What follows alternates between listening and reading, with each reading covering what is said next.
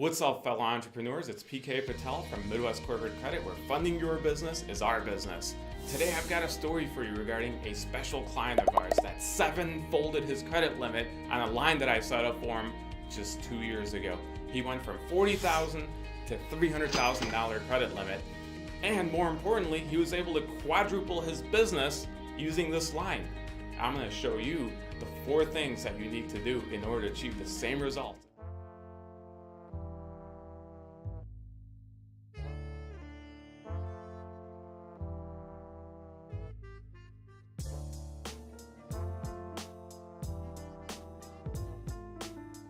Can't wait till we make it so we can afford a nice camera that doesn't shut off on us. It's an investment.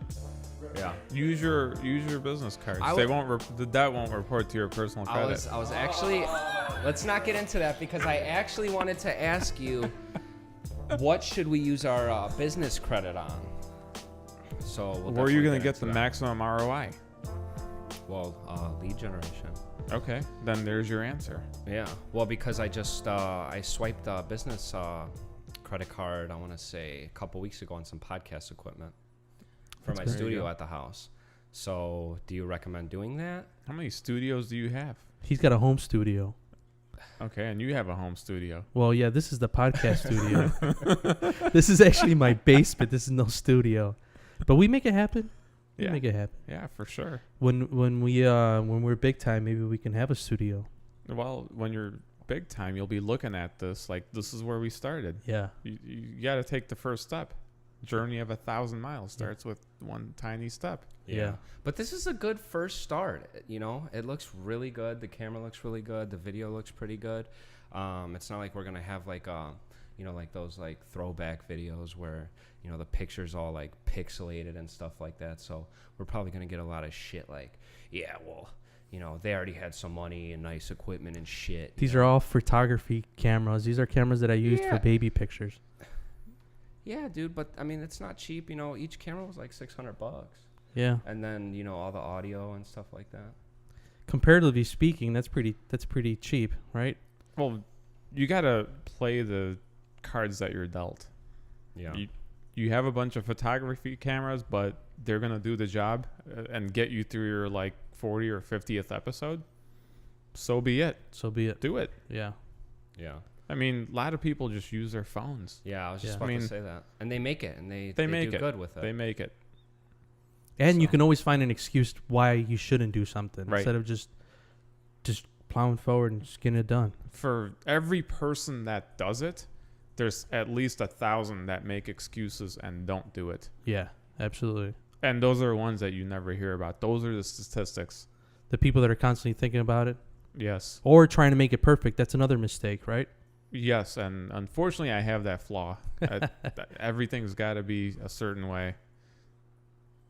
It's definitely tough. It's definitely tough, especially when you're putting yourself out there on social media, people judge you and stuff like that. I think you have to be kind of over it if you're willing to be behind, in front of the camera. You kind of have to just be okay with the fact that people are going to judge you. People are going to judge you no matter what. If you're walking down the street, people are going to judge you. Yeah. Oh yeah, I do that all the time. Yeah. Doesn't matter. And the more you do it, the more confidence you get, the better you get at it. So you got to start somewhere, right? Got to start somewhere.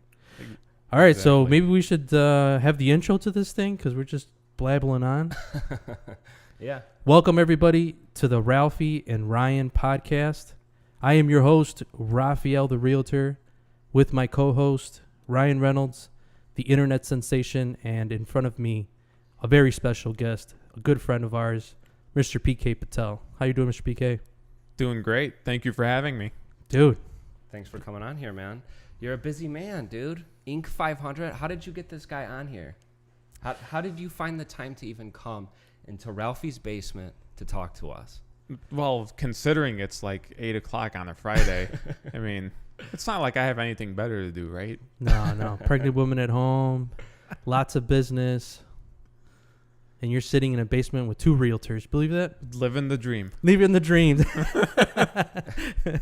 Nice. So a little bit about PK. PK is a co-owner of Midwest Corporate Credit, and his company has been 3 times awarded on Inc. 500's fastest growing companies 3 years in a row. Yes, sir. Awesome. So you know a little bit about business, is that right? A little bit here and there. Yeah. What is Inc. 500? It's basically Inc. magazine ranks 5,000 companies that are the fastest growing within a 3-year period. So in 2014, we were ranked number 171. And I don't remember all the rankings, but we grew at a clip of 1,100%. Wow. And then the following year, we grew at a clip of another like 800 something percent. And I forgot all the stats. And then the third year, we grew at 247% or something like that. I don't remember the stats. Wow. It's been a while. Wow, that's awesome. But yeah, we were ranked 3 times in a row for the fastest growing company. So yeah, we took our revenues and we 50-folded our revenues pretty much in order to get it 3 years in a row from the time that they start to the time that we got our final award. It was a span of about 5 years. Awesome. So you said 2014 is when you were ranked on Inc. 500? 14, 15, and 16. Okay. Yeah. Did you open up Midwest Corporate Credit in 2014? No, we actually started Midwest Corporate Credit in 2011. Before that, we were sole proprietors, and we were just consultants, and we were doing one-off, kind of helping people raise money. So when it became large enough, we said, there's something to this. So let's incorporate and let's make this thing official, get a small office. And since that small office, we've had to expand our office / move 4 times. Awesome. So for our audience, could you explain what your business is? Midwest Corporate Credit, funding your business is our business. That's our tagline. Very simple. What we do is we find real estate investors and small business owners capital so they could grow and or operate their business more efficiently. Okay. So do you usually, what's your average or typical client? I know you said real estate investors, but like for people that are listening, if they're not really into real estate investing, what other type of clients do you usually help fund with business credit? Oh, we have all sorts of clients. Just give you an example. One of the files that I was working on today is a guy that is a natural stone distributor in Phoenix, Arizona. So he's got architectural marble and all sorts of different products that he sells to builders and rehabbers. And another file I was working on today was a guy that's got an e-commerce business in Ohio that does fulfillment by Amazon, sells on eBay, things like that. So all sorts of clients. I've had a architect that I worked on. I don't work on that many files, just the ones that are super complicated. I take those on and I work on the hard ones. Nice. They make me do all the heavy lifting. That's what it takes when you're the boss. Yeah. That's the burden. Yeah. Late hours. Yep. Right? Oh, And all the stress. So how did you get to this point? I mean, you were probably... Well, I drove. That's a good one. How did you get to become an entrepreneur? Why did you become an entrepreneur? I mean, do you mind us asking how old you are? I'm 34 years old, and I became an entrepreneur because I've got a problem with authority. I could not keep a job to save my life, man. It was tough.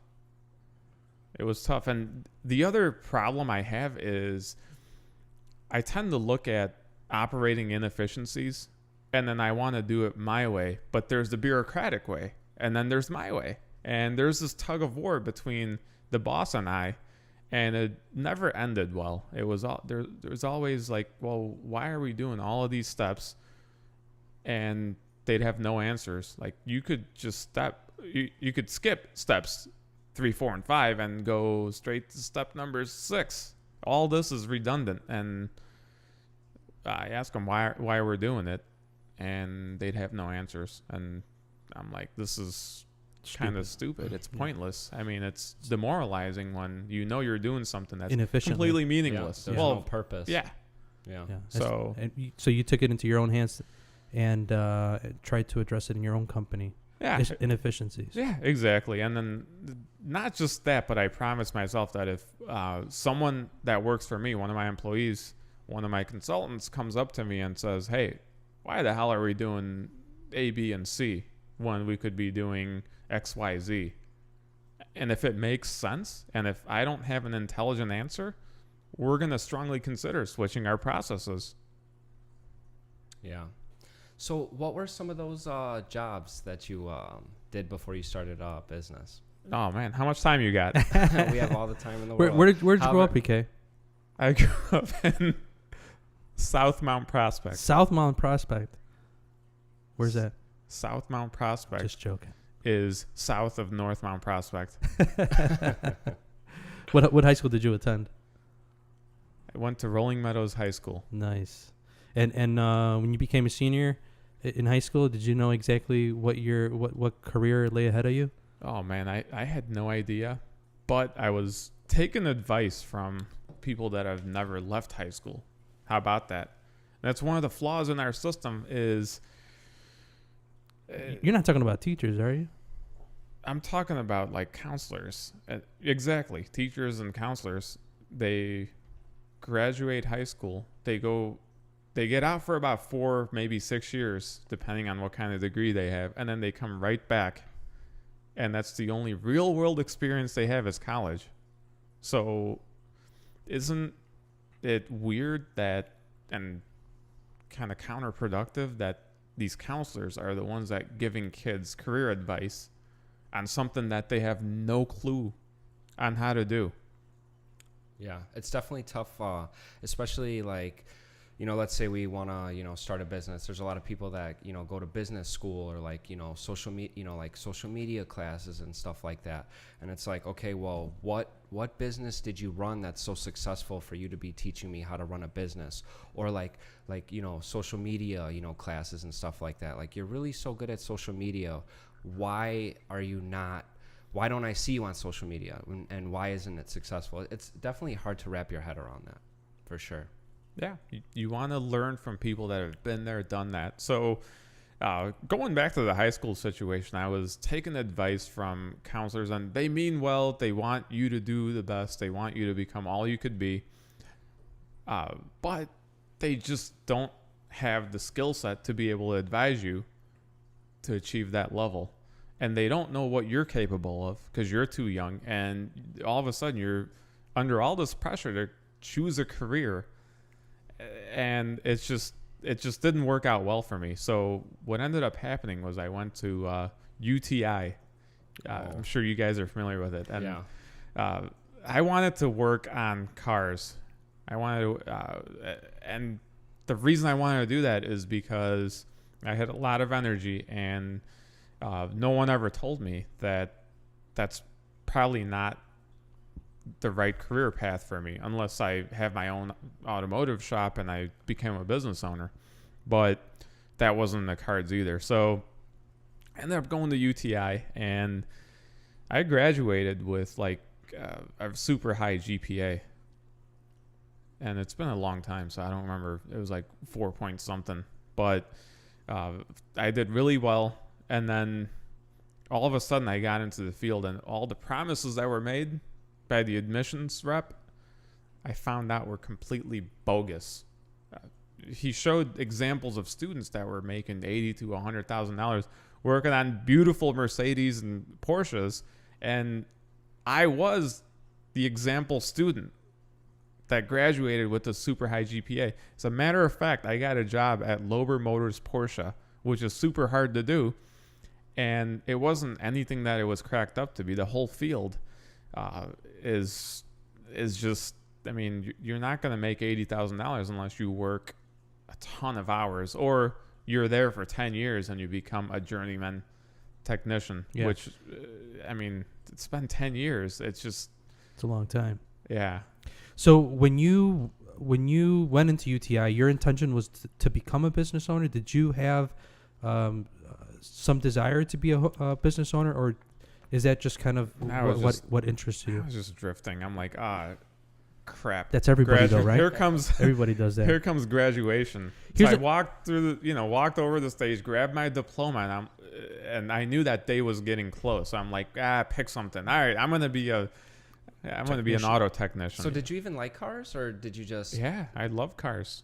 So that was the only reason why you decided to go to UTI. That's a mistake, dude, because I would have to agree. When I was in high school, what they told me was follow your passion. That's what they told me. They said, just don't worry about the money. Follow the passion. That was a mistake. I did follow my passion. I love cars. Love cars. Yeah. But it's not what I want to do for the rest of my life. Yeah, exactly. I mean, I found out that I love money more than I love cars because money buys cars. You love money? That's a dirty word, Mr. PK. That's a dirty word. That's his business. That's The more money he gets true. you, the more money he gets paid. So Yes. it's all good. I'm on the dark side now, remember? Finance guy. Yeah. Oh, yeah. He helps you get money, so Yeah. he's not the bad guy. You're the evil business owner. Yeah, exactly. The capitalist. Yeah, the capitalist.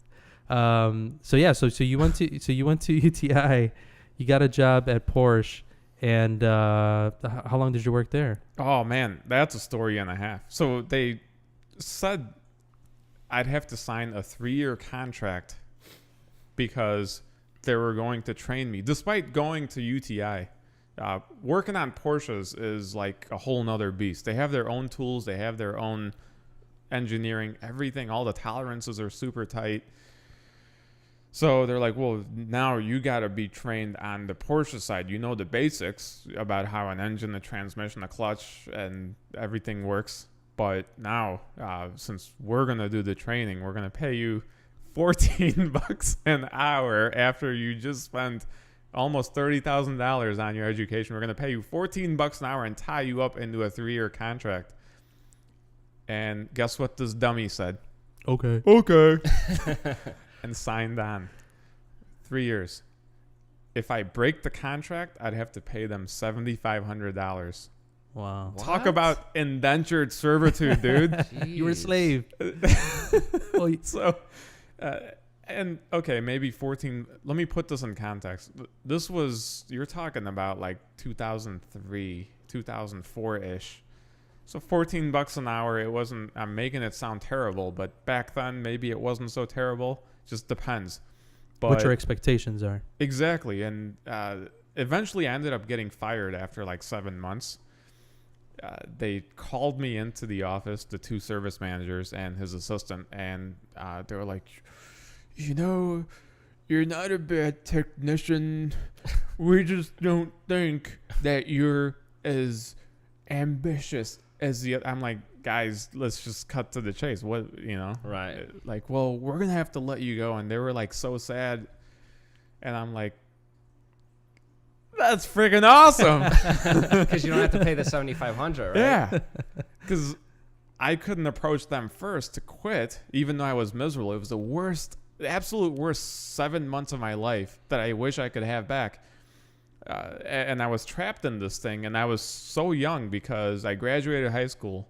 And then I only had about 18 months worth of training at UTI before I graduated from there. So, and I graduated when I was 17, and then I was like 19. So I was barely like 18, 19 years old when I got this job and signed this contract. And I had no clue. I had no clue that they had no recourse if I just walked away and said, sorry, guys. But, you know, I like to honor contracts. And I couldn't approach them and say, well, I quit, because then they would have made me pay $7,500 that I didn't have working for $14 an hour to begin with. So when did that switch happen? man, Right away, as soon as you started? it was no. When did you realize that this wasn't for you?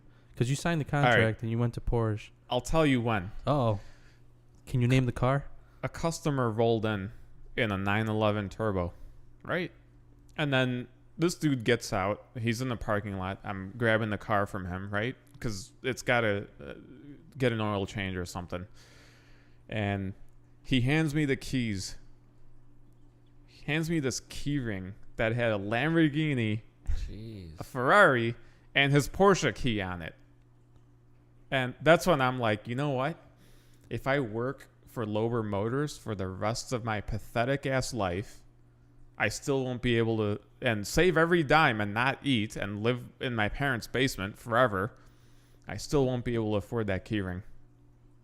That's when I'm like, there's got to be a better way, man. There's got to be something else out there. Yeah. And maybe it's not fair. I'm drawing a picture of the automotive, the service industry. I'm painting a bad picture. It's not the automotive industry. I just think it wasn't me.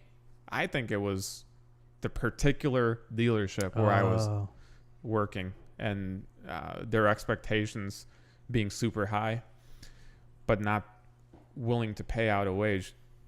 Every hour that I worked there, that I worked on a car, they were billing out at $160 an hour to the customer, but they're paying me $15. So that's when I started doing the math. I'm like, hold on. That's where the money is. So did you ask him how he is able to afford, the 911 and the Lamborghini? Did that inspire you, or just seeing it? So you didn't ask him, like, dude, how can you afford this shit, man? No, dude, because I was so scared. I was so timid that the boss would find out that I'm striking up a conversation with a customer that I would either get fired or reprimanded or... Well, you got fired anyways. Well, for not being as ambitious as the other guys. Yeah. So you said that it was likely the dealership, but I mean, even if you were at another dealership, the chances of you still being a tech, even if you would have been, in the greatest of dealerships, is probably unlikely. Wouldn't you agree? Yeah, I would have thrown something across the floor, or I would have acted a fool and left somewhere else. But to be frank, I don't have that data, and I couldn't tell you one way or another because that's the only dealership experience I have. Right. And unfortunately, it happened to be at a dealership that believed in indentured servitude. Right. And forcing people into these bogus contracts that should be illegal. Yeah. But, and see, that's why there's all these, I don't want to say Democrats, because not all Democrats are bad, and I have some Democratic views. I have some Republican views. I'm an independent, and I don't want to put anybody down or make this political by any means, but that's why you have unions and that's why you have regulations, is because shit like this that used to occur in like the early 1900s, working in coal mines and Rockefeller steel mills and all of that, and people being literally slave driven and almost exploited, is still kind of happening in a way. And that's why there's a little bit of regulation in the Department of Labor and things like that. So everything, so labor stays fair and trade stays fair. Right. So you got fired and you ran out of there, I'm sure, right? With a smile on your face. Man, I ran out of there like bad out of hell. And then what did you do? Did you go home and tell your mom? I did. What'd you say? And my parents were disappointed. They're like, it's okay though. You'll find another job. Yeah. And then I just bummed around until I found another job. Okay. So did you look for another dealership job, or did you? Where did you start looking? Oh no! I when I ran out of Lober Motors, dude, I ran out of the industry. Okay. All right. So I went to a temp agency to find an entry-level office job, either data entry or something like that, and I ended up finding one a few months later, and then in between I did some odd jobs. Worked at GameWorks. Nice. GameWorks is fun. I haven't been there in a while. Are they still open? Yeah, they're still open, right? I don't know. It's Schaumburg? been a long time since I've been to GameWorks, but I worked there for like 2 months, and nice. Just to make ends meet, and then eventually I just started working office jobs and, getting more desk jobs. And eventually I ended up a financial aid advisor at an online university. And that's where I kind of learned and got more finance minded. And I've got a crazy story about this, and I don't want to call this kid out, but I met somebody that used to sit in a cubicle right next to me at a real estate investing event 8 or 9 years after I quit there. And I recognized him. I'm like, hey, you're such and such. And he was like, yeah, how do you know? I'm like, you used to work at AIU right next to me. And he was like, oh, yeah. He's like, man, I don't even want to talk about that place. I'm like, dude, are you nuts? Are you freaking nuts? You want to talk about that place because if you think about it, this was an online university, and the way it was set up was we had about 20 admissions reps that were assigned to one financial aid advisor, right? So these guys would enroll students, and it was our job to get them financed, find different loan programs, Pell Grants, subsidized, unsubsidized loans, and things like that. Get their financial aid ready to go so that they could attend their first year. And our quota was 3 students per day that you had to package up. You guys know how much 1 year costs at an online university like that? No idea. Average cost was $24,000. Oh my God. So Is that like good Phoenix or or is something? that bad or that's good, right? That's a year?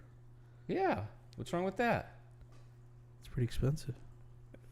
I mean, for schooling, I mean, 24,000. I mean, What do you think, PK? What do you think? Was it a shit What's- program or Well, I mean, was it legit? what's your ROI? I mean, what are these programs the for? academic side of it, I'm not familiar with, so I don't know how quickly they get done. I don't know if it's only a 2-year program and you get a degree for $48,000. I just knew the financial side of it, which is where my brain excels. And I'm like, all right, so in my department in financial aid, there were 60 financial aid advisors. Each one has a quota to package up 3 students per day, right? So let's do the math. Let's just round it to $25,000. So you're creating $75,000 in revenue per day times 60. What is that? huge. I can't even. I can't do math that quick. We gotta get a calculator. But out. yeah, that's a lot of money. It's a lot of money. So 60 times 75,000. I mean, you're talking about almost $4 million. Somewhere, let's just say $4 million per day in revenue, and it's 5 days a week. It's 20 million a week, man. That's 20 crazy. mil a week. That's big business now, right? Yeah, and I'm like, how would you like to own just 10% of that online university, bro? This dude's wheels just started spinning. He's like, I never thought about it that way. Holy shit. That's what I'm like, yeah, that's why I got the hell out. He's like, you should have taken me with you, man. I'm like, I observed these things and I could do the math on how much money they're making. Yeah, they have some fixed costs. They have some office space. They have, lights to keep on, and they have payroll to make. I get it. But I mean, this thing was just a cash machine, dude. Yeah. Ka-ching, ka-ching, ka-ching, ka-ching. And, this guy is at a real estate investing seminar. So now he's a little bit entrepreneurial minded. He got a much later start than I did, but you could see that his wheels were turning, and he was like, holy shit. I'm like, exactly, dude. Anywhere you go, any position you have, study the economics of it. If you want to be an entrepreneur, let's say you're working a job right now. You guys, whoever's listening, they could be doing the math on their employer right now and study the economics and break it down per unit, and then break it down for how many units are being sold, and go, oh my freaking God, this is They're making a killing off a of me. money machine. I mean, you might not know some of the fixed costs and overhead, but at the end of the day, you should always think like that. Yeah. I mean, I walked into GameWorks and So you walked into GameWorks? yeah, as an employee, I walked into GameWorks and my brain just started doing the math. How much does an average person spend at GameWorks? What's their margin on games? I mean, it's got to be astronomical. And then, the food, the margin is a little bit less. On alcohol, it's a lot. So I'm just like, man, I wonder what if you took a data set of everyone that walks in within a 6-month period, how much is their spend on each category and how much are those margins? Man, my brain just keeps going. Every single job I've ever had, I've at least thought about it. And that's how I knew, like, man, I need to get involved. I can't just stay on the sidelines and collect a paycheck. I need to get involved. Did you enjoy math when you were in school? Oh, hell yeah, dude. Yeah. So you were naturally drawn to numbers and the financial industry. So nobody influenced you. You always had that mindset. There was like nothing you saw, nobody, none of your friends. You just always had that in the back of your head. Well, and that's unfortunately the problem is I did not have any kind of a role model or access to anybody that was a successful entrepreneur that I could get advice from. So what I did was I'd go to the library, and when I was driving back and forth to AIU, this is before, I mean, you're talking about early to mid 2000s. So I would pick up CDs on like autobiographies from the library, like Warren Buffett and Bill Gates, Steve Jobs. And I would just listen to them. Rich Dad, Poor Dad. I mean, all these books. The other thing that really helped was getting into Amway. I know there's a lot of bad press. I mean, they get a lot of hate. They take a lot of heat. That's MLM's. It's an MLM. Every single MLM gets blasted. Yeah. And yes, at the end of the day, you're not going to make it in an MLM. I get that. However, the training and the mindset that you get from it is unquantifiable. And a lot of it has to do with some of the training that Amway put me through. And that's what got me thinking I mean, first your mindset has to grow and then your income will catch up, right? So if it wasn't for that, it wouldn't be for any of this Inc. awards. It wouldn't be for Midwest Corporate Credit. It wouldn't be for the real estate portfolio. It wouldn't be for the stock portfolio. There'd be nothing here. Yeah. I'd probably still be slaving away at Lober Motors. Yeah. And getting whipped. Yeah. So what was your first dip into becoming an entrepreneur? Probably Amway. Amway. Yeah. Did you make any money there? No, I lost money. Yeah. Everybody does. And then almost 10 years later, I got a class action lawsuit notice. Why? There were people suing Amway, I guess, because some people lost money and some of their disclosures weren't up to snuff. But I'm like, guys, just let it go. Let that shit go and figure out what was good. Figure out where the silver lining is and move the hell on. You'll make a lot more money if you implement some of the knowledge and some of the... Instead of complaining about it, right? Yeah, some of the mindset that Amway teaches. Yeah.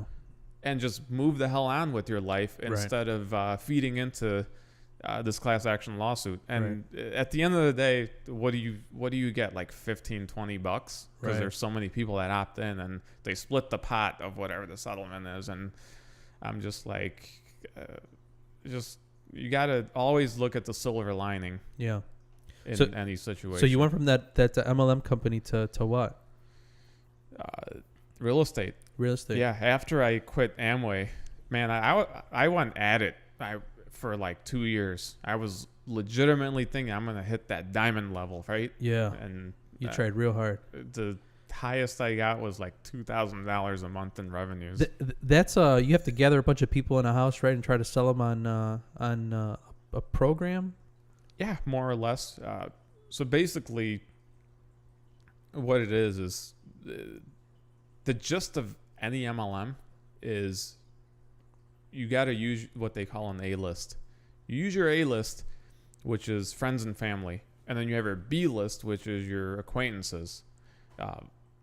And you got to get them all together, and you got to get them to buy products, and you got to get them to sign up for the program, become a distributor underneath you. Problem is, that list is so big. And how do you scale? And then secondary problem is a lot of the people on your A list is going to know a lot of other people on your A list. So now the larger it grows, the more competition you're creating for yourself. So let's say you have 3 siblings. One of them signs up. Who's going to sign up the third sibling? Right. Who's going to take it? You're going to have to fight over it. Now you got freaking Somebody's gonna be emotions. mad. Do you And stack it like this, and- or do you stack it like this? Yeah. So You settle it at Thanksgiving dinner. yeah, that'd be a fun one, right? Yeah. So, I mean, the business model itself was unsustainable, in my opinion, at least for me. Right. There's others that are killing it. I mean, you have a 0.001% chance of getting to the diamond level. And don't quote me on that statistics. I'm just pulling it out of thin air. So whoever's watching, I don't want to get a cease and desist from Amway saying you're blasting us. Look, the personal development, I mean, because they have the book of the month. They have, the CD of the week. And it's all like personal development. It helps your mind grow. Yeah. It helps you believe in yourself that you can do this. It's just not the right vehicle to make money with, Right. in my opinion. Right. So based on that 2 years of all that personal development is what helped me get into real estate investing and take the plunge. Right. So it goes back to all your failures have now built you to the point where you are now. Yeah, and I've had some successes along the way, and that's the other thing, man. Is it's a cliche, but you just made me realize something. I mean, it's a long tail business. The game of business is a long tail business. Yeah. The statistics don't lie. The SBA statistics, where 9 out of 10 businesses fail within the first 5 years.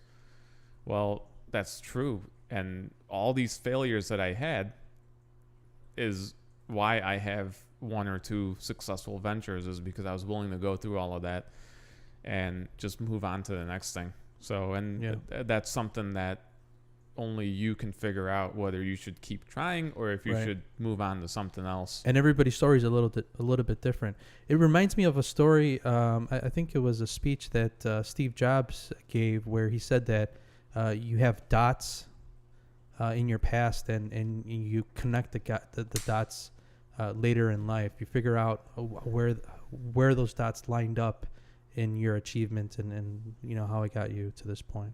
Yeah, you cannot connect the dots looking forward. You can only connect the dots looking backwards. Right. Yeah. And everything happens for a reason. Right. So you went from that MLM, and how did you get started? Why did you get started in real estate? Was it some late night program that you saw? No, not at all. That's usually what it is. It was actually a roadside sign, one of those corrugated plastic signs that said Bandit sign? Bandit sign that said, it was handwritten with a Sharpie, and it said, "Real estate investor seeks apprentice." What Seen are those those before. What are those signs? I'll tell you what they are. So I want to know. I see them everywhere. all right, so back then it was a real estate investors college called Nouveau Riche. Okay, and what they did was they got professional real estate investors that were experts at a certain strategy. For example, one guy would be a master wholesaler, like he wholesales 100 deals in a year. Another guy would be a subject to guy, and he does 100 subject twos a year. Another guy would be a multifamily guy. He owns like 2,000 apartments, and they got all these instructors. They had full-time businesses. Because there's a problem with the education and infomercial industry and seminar industry too, where a lot of these guys they're not actual practitioners. So there's these two founders, Jim and Bob. They found that shortcoming of the industry and they decided to fix it.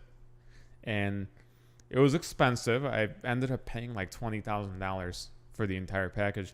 However, you get 2 years worth of education. And the way it works is every quarter you get to go to Phoenix, Arizona, and you attend live classes for 1 week. So it's not like, oh, there's a weekend and you're gone. And additionally, they had a meeting once a week where it was like a community of investors, and it's a great program. It was an awesome program. It's not like, oh, thanks for coming. I'll take your $3,000. And after 2 days, we're going to move on to the next city. Here, we're going to teach you this. You drink from a fire hose and out you go on Sunday evening. Good luck, right? That's how most seminar companies are. Not here. This was different. So I decided to invest. I took the plunge and I swiped the credit card for $20,000 that I didn't have. I kid you not, man. I kid you not. You went negative to start a business? Well, isn't that how it works? Well, we'll talk about that a little later. No, I mean, some people say you're not supposed to use debt. Yeah. Any credit at all. Well, it depends on how much you want to do it. Okay, so you could bootstrap. If you're a startup, you could either bootstrap. I could try to go to the library for the next 5 years and figure all this out, or I could just leverage the money that I had on my credit card as a credit limit. Remember, 2008 hasn't occurred yet, so they were handing out credit cards like frisbees, man. This was like, I had a credit card from every single bank imaginable, and the industry has consolidated since then. Washington Mutual. I had a Washington Mutual card. Bank One, which is now Chase. They're both Chase. Hey, how about that? Everything is Chase. Yeah. But just give it 10 years, everything will be Chase. But I digress. So, I just took the leap of faith. Like, I mean, you've hit rock bottom. How much worse can it get?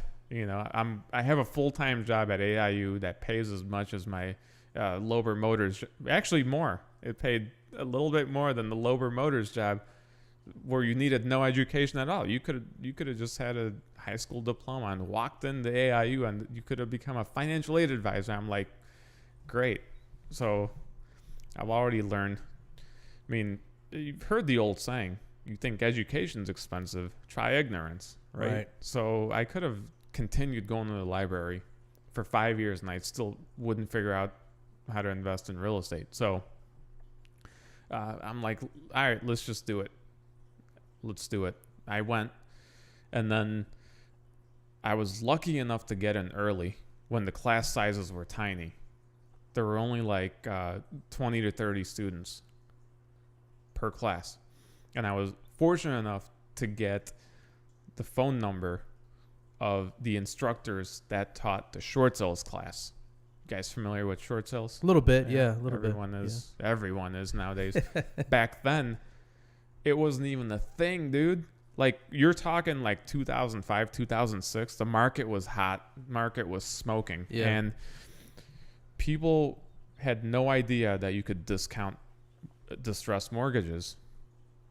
And you could negotiate with the note holder to take a discount instead of going through this long foreclosure process. So it was like a top secret technique, right? And I got into it, and they actually walked me through my first short sale. I actually had access to the instructors. It was crazy because 6 months later, I went to that same class and there were 200 people. Whoa. This thing just blew up. It blew up because it was a direct sales company. You could sell the tuition package and become like a representative of that company, and you'd get a 50% commission on any tuition packages that you sell. So the guy that sold me the $20,000 package, he got a nice 10 grand commission. So it spread like wildfire. This was the original viral marketing, right? So you got in at the right time.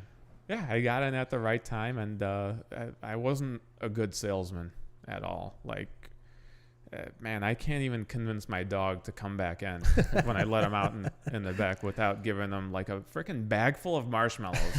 I get tricked by my dog, and I can't sell him to come in. So I couldn't sell. But what I did understand was buying real estate and flipping it, which the technical side of it I learned from the instructor. So that side of it went really well. So this happened up until the post crash. So 2000. When did you get in? I got in 2006, dude. I got in at the tail end. I did my first deal in early December of 2006. It was the scariest thing I've ever done because we found a deal. We negotiated a short sale, and I still remember the numbers on it. Countrywide. You guys remember Countrywide? Yeah. They've been in the news just a little bit, right, over the last 10 years. Well, I was negotiating with Countrywide and with the help of my instructors. And I think there was like $270,000 owed on this thing, and they discounted it all the way to $175. Dang.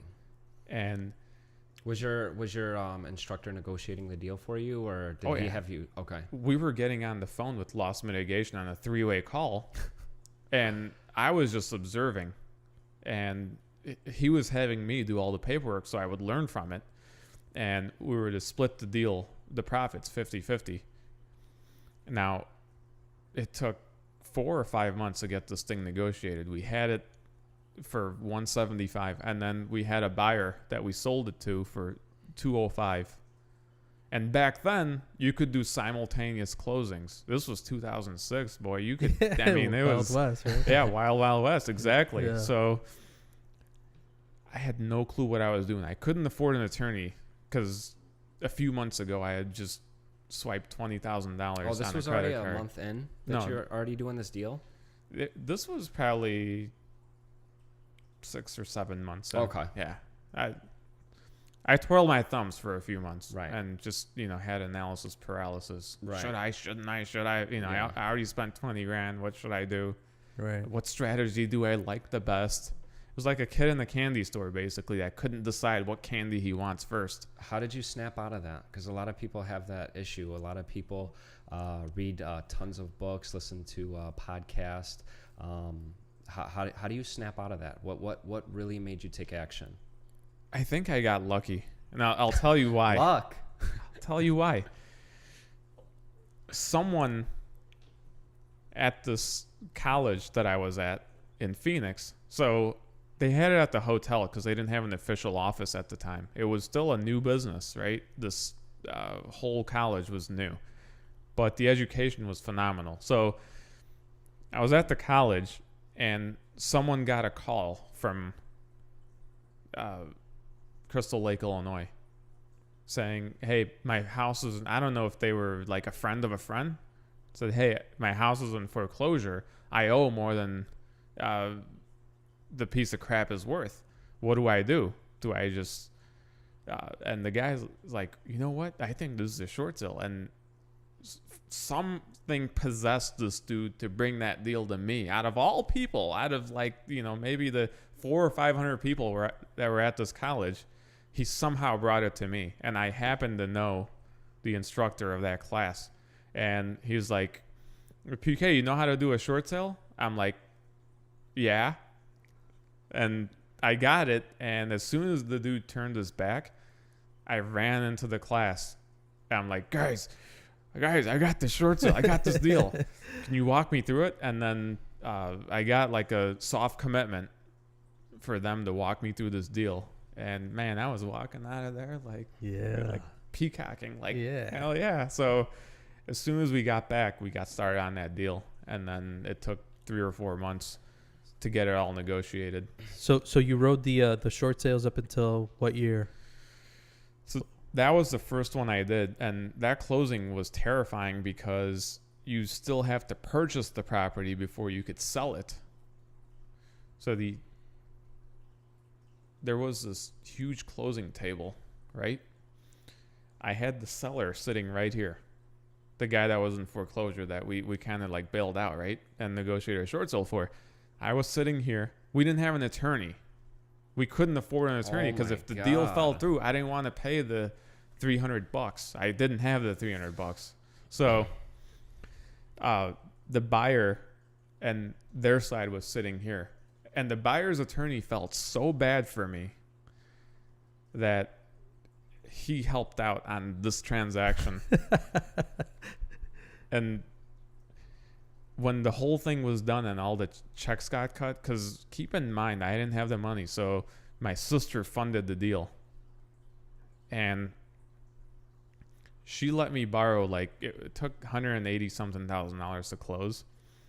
So I had to bring a check. Back then, you didn't have to, there was no law to do wires. You could bring in cashier's checks. So walked in with a cashier's check for $180,000 of my sister's money without a lick of an idea of what the hell I'm doing. How did you convince her to do that? She must love you, man. That's love right there. I don't know. I don't even remember. You sold her. I don't remember how I approached it. I don't remember what I said to her. Yeah. But she put all her faith, like her life saving, every nickel of it.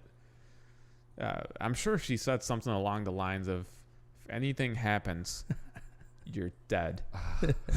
But I don't remember that part of it. No. I just You're thinking about the gain, right? Yeah, I'm just like, let's get this thing done. And the attorney helped out. He did the entire transaction, both of them. And then I ended up getting a check back for just over $200,000. So I'm like, let's see, how long do I have to work as a financial aid advisor to make this kind of money, right? It was almost a $20,000 profit. So after splitting it with Tony and Gavin, the instructors, it was still a $10,000 profit. And when you make $16 an hour, that's a significant amount of hours that you have to put in. So I just started thinking like, hey, can I do these transactions on a regular basis? And can I scale this up? So I've always been super conservative, believe it or not, with my money. And the risks that I do take are very, very calculated.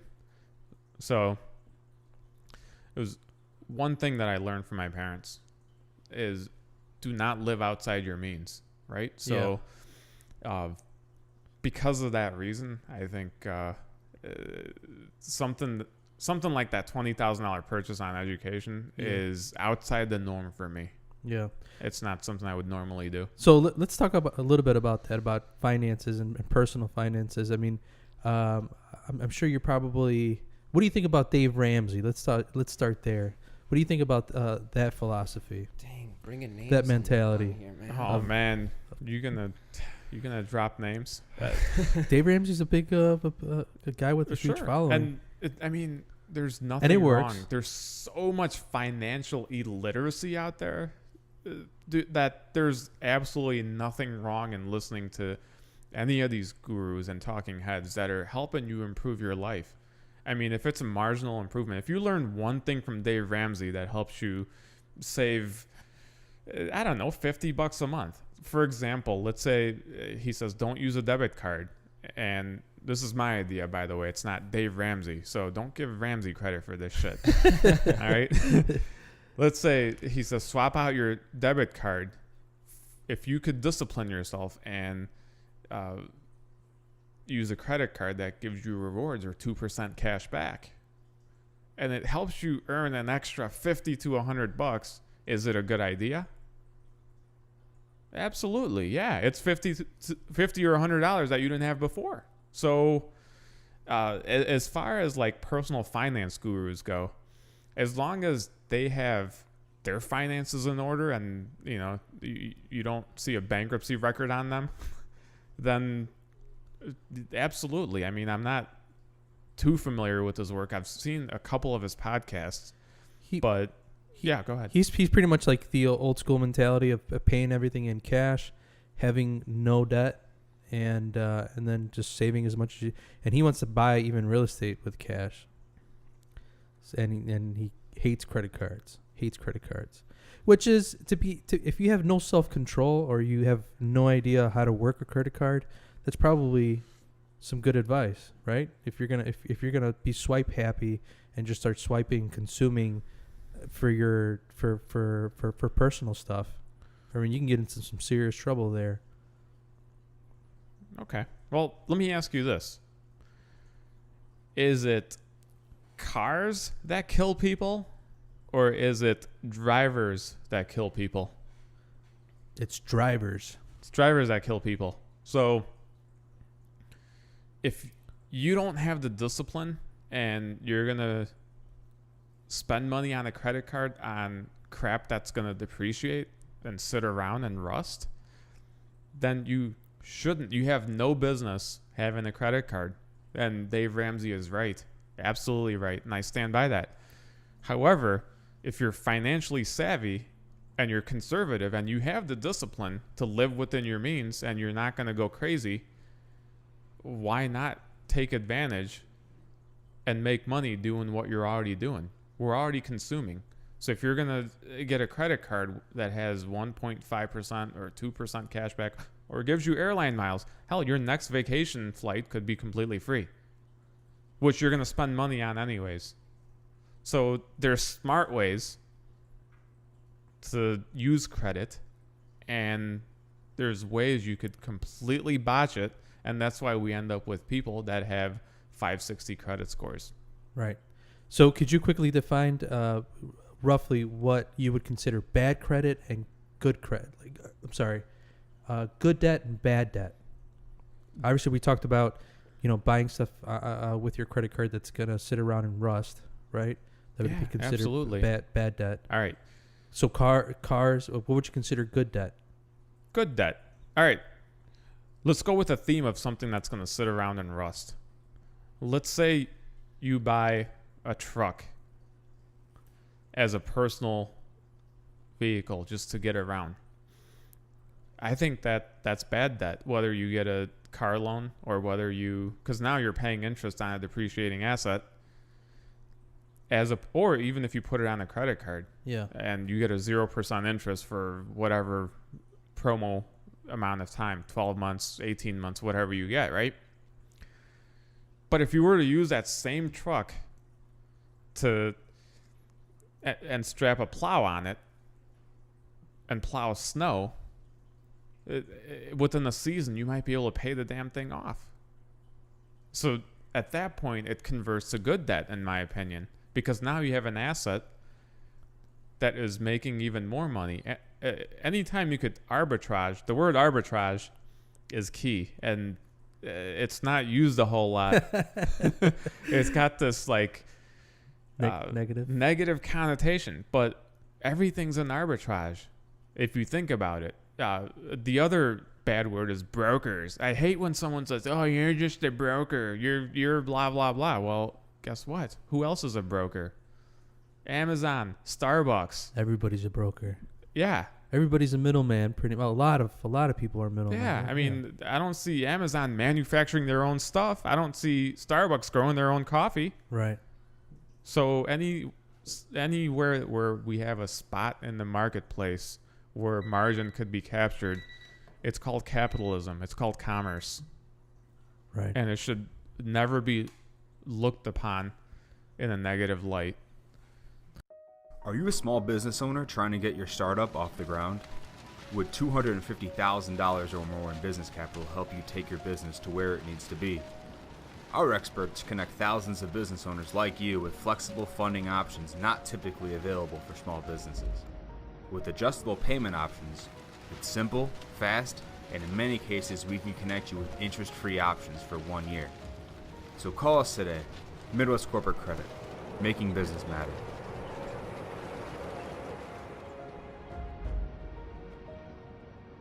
I'm just really sensitive to cold. I don't know why. All right, I am too. I was made for the desert. In case you can't tell. No, what are you talking about? How? Where do you come from, Mr. PK? I come from the desert. From the desert. We just took a short bathroom break, guys. So where do you come from? The desert? Arizona? From the desert. No. Arizona? Grand Canyon? Come from the desert. The Which desert? Any desert. Any desert? Yeah, right now, I'll settle for any desert, especially after this polar vortex that we went through. I will never forget those 3 days, dude. That was terrible, wasn't it? I could be old and have Alzheimer's, and I will not forget those 3 days. Yeah. Yeah. That's the day that Jesse Smollett went outside Was it? during the polar vortex. It was the night of it was like 2 a.m. too, like probably when it was the coldest, -40. Poor guys. Poor guys. Yeah, They had to work in that type of weather. Yeah. All right. So we were talking about good credit and bad credit, not Jesse Smollett. So we'll get off that topic. But what one more thing, because you mentioned that you'll never forget the polar vortex. It's similar to what was the year where all that heavy snowstorm that was like 2011, my friend. No, there was a big one in the 70s. Oh, Huge. Why'd you don't look at remember. me like I was alive Yeah, in the dude. 70s? Why are you looking at? Dude, you're looking at us like, what was it? He had- What year That's was what he that? said it like he was living in the 70s, right? I've heard from old folks. Ralphie, how old are you? I feel like I'm 78 sometimes. Jeez. Man, Yeah. but yeah, no, I don't remember that one. Maybe because I wasn't even a twinkle in my parents' eyes. Where do you come from? I come from India. India. Yeah, my parents are from India, You, and were you born there? yeah, I was. Okay. When did you come to the States? I came to the States in the 80s. I was just a toddler. Okay. Yeah, So I do was you young. do you remember that? Do you remember India? Yeah. Or you do? I do. Have you been there recently? The last time I was there was 93. And the reason I remember it is because my family went back for almost a year. So I've experienced Indian schools. You I've attended? I attended second grade. Second grade, I spent it in India. So What are some differences that you've seen in India versus here? back then, Yeah, like I mean, any information I give you is going to be outdated because it's developed significantly. I mean, there's a staggering difference between the 1992 India and the current India. And I haven't gone back. I haven't set foot there. So my perspective from back then, that era, I mean, it was still a third world country back then. Yeah. We didn't have running water. You're saying your family didn't have running water? Well, not all the time. What the government would do is they would turn the taps on between like 2 p.m. and 4 p.m. or there was some time where they would turn the taps on, and it was your job. Everyone had this retention tank on their roof, kind of like they have in New York. If you look at the tall buildings in New York, a lot of the older buildings, they have those retention tanks, kind of like that, but at a smaller residential scale. And you'd have to fill that up. And since those are on the roof, you'd have to buy this special water pump. I remember that much. And then if you didn't have the pump, you'd have to borrow it from your neighbor. And, it was, people were resourceful and made the best of what they had. So, Yeah. So you don't come from money, not at all. no. Yeah. In India, my mom was a teacher and my dad worked for the government in the health department. And what was your living conditions? Were Middle class. middle class? Just, yeah. Yeah. And what made your parents make the move? Did they have family here? Yeah. Okay. My mom's side of the family is all in California. Okay. And my grandfather's brother came first, his younger brother. And then he got settled, and then he called my grandfather over from my mom's side. And then they eventually, that's the Indian way. Where one goes, they all go. Yeah. So from India you went to California. Yeah. Okay. How long did you live to California, and what brought you to Illinois? We lived in California for a year or two. I did kindergarten and part of first grade there. and we went back to India. I did second grade there, and then we came back. I think there were some immigration issues where we had to go back and then reapply to get back in, but there was some technicality where you'd be in some preferred line if you already came here once. The re-entry process was a lot easier, so you had to go back for a few months. I think it was like a total of 10 or 11 months or something. And then, we got our stamp of approval. We came back and we landed in Chicago. And I've never looked back since. I've been here since then. Nice. So I know we've talked about this at another time, but I'd be interested of you sharing your mentality of why nationalized citizens actually make more. Natural born citizens. Yeah. So people that are born here and haven't been exposed to another country. I'll tell you why. Because people naturally get complacent. If you haven't seen the conditions in Africa or Haiti or even back then India, you don't know what it's like to compete. You don't know what a real struggle is. Hell, you want to talk about unemployment, food stamp, all these entitlements that we have? There's none of that in India. At least back then there wasn't. I don't know if they've brought that now. I can't comment, but 1992 India, there weren't any entitlements. You better make do with what you have and you better get by. There's no help. The government is not helping you. So that being said, when you come from, let's just put it this way. Let's say you're an athlete in the Olympics and you're a high jumper. When the bar is set here and then you go to compete somewhere else, let's say you go to like Junior Olympics or something, the bar is all of a sudden set here. I mean, you're going to clear that thing. Yeah. No problem. It's going to be No cake. problem. Yeah. You're going to jump way over it, right? So that's what it is. Just to survive, the bar is up here in a lot of other countries. I mean, you don't get this cushy treatment. You don't have all these entitlements. You don't have this opportunity. I mean, hell, the amount of bribery that goes on in India is an industry all by itself. I mean, It is in a lot of other countries too. to get a job, you have to bribe somebody to hire you at a certain company. And that sucks because you might not even be the best candidate. But whatever is in it for, and I'm not saying everyone in India does this. Not everyone's a crook, but there's a higher percentage of that goes on there than it goes on here. Yeah. So when you come to a system where the playing field is level, you just go, oh my God, I could clear that bar with one leg. Yeah. So when you come here and you see the opportunity, and you say, let me get this straight.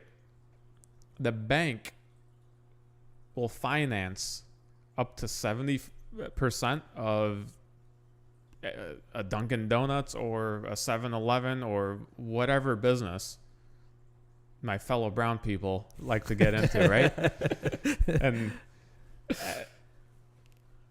the answer is yes. And we see that as a huge opportunity, and we respond with, so let me get this straight. All I have to do is bust my ass at a job for 3 to 4 years, have 5 roommates to save up the 30% in order to go get my own business? Seriously? And the banker will say, yeah. And you'll see the guy's eyes just light up. He'll be like, I'll see your ass in 3 years. Yeah. So that's the difference, is there's no experience that's good or bad, except working at Lower Motors. That's bad. Very bad. Yeah. There's no experience that's good or bad, just the meaning that you assign to it. So working at AIU, I talked about the gentleman that had a bad taste in his mouth, and then I kind of showed him the positive side of it. So that challenge that you face, it just builds up what's called the hustle muscle, right? I mean, we all have them. Some are smaller than others. We're all working on them. Well, most of us are. But I mean, that's why you get these immigrants that are hungry. And I mean, right now, China is competing extremely heavily with the United States. I mean, those guys have been oppressed for so long. I mean, they don't have the freedom of speech. Their government could execute them or lock them up for simple things, right? So when they see opportunity open up, but now that's being eased a little bit and more capitalism, is going into China. So you're seeing it.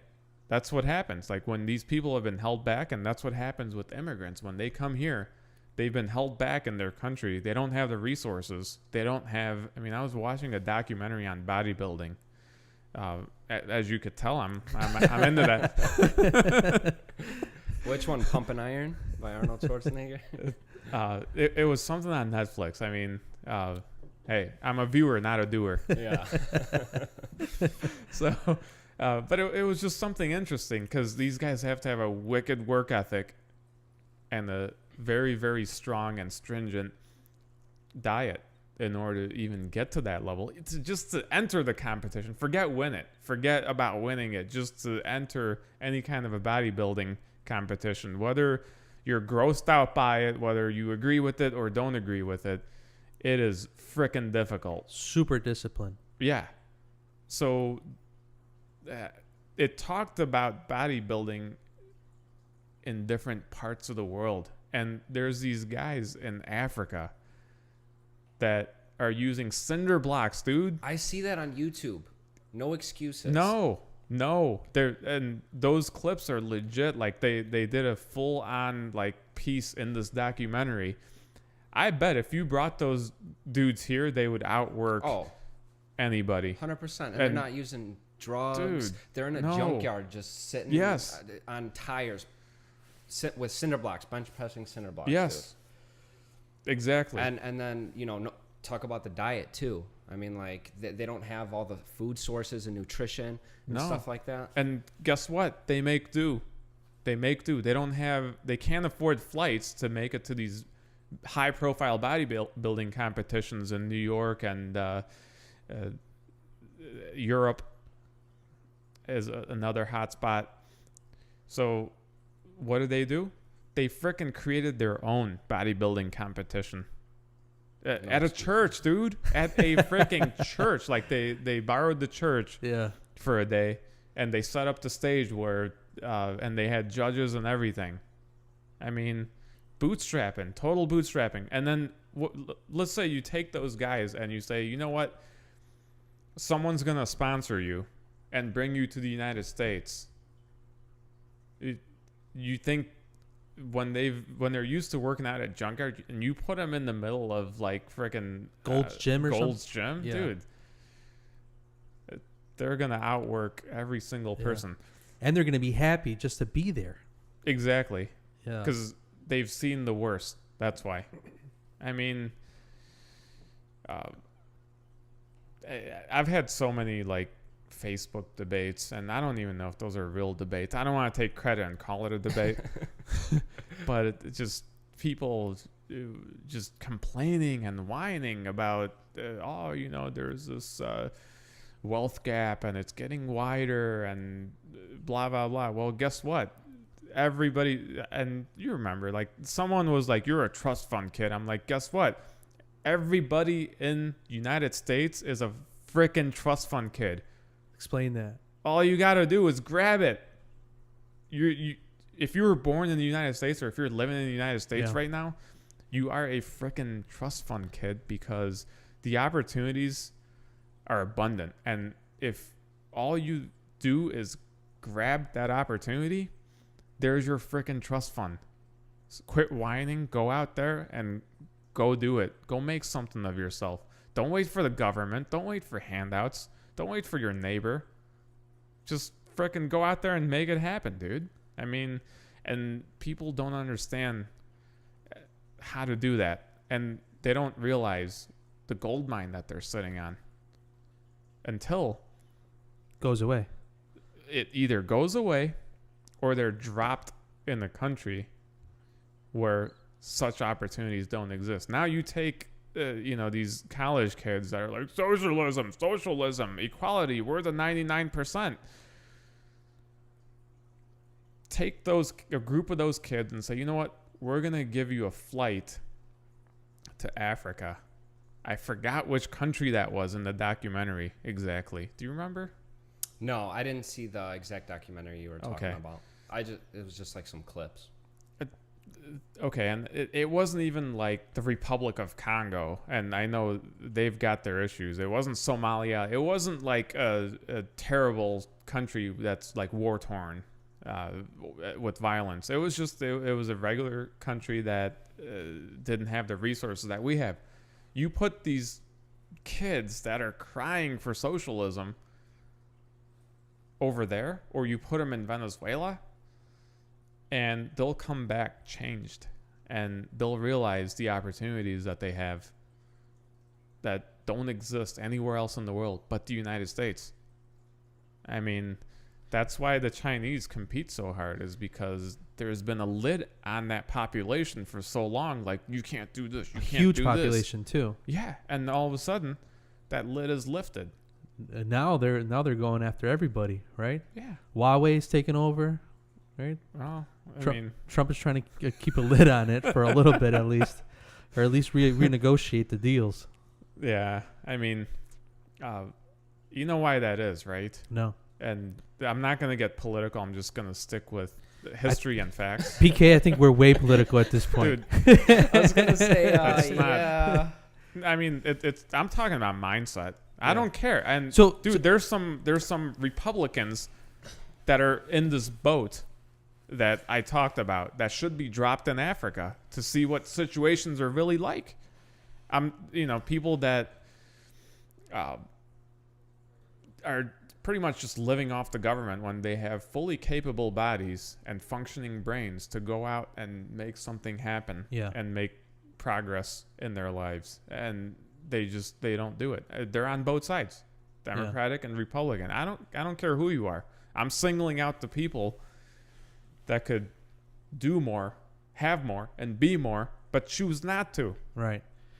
Where did you get this mentality? Does this come from your upbringing? Do your parents think this way? Does your dad think this way? Did your dad talk about this stuff at home? Did mom talk about this stuff at home? I got it from Amway. Amway. Yeah. What? Guess who didn't participate in that class action lawsuit? This guy. So you didn't get I opted out, man. the $80 or whatever you were gonna get? I opted out because what I learned from my experience and failure in Amway and the financial loss that I incurred, it's fine. You know what?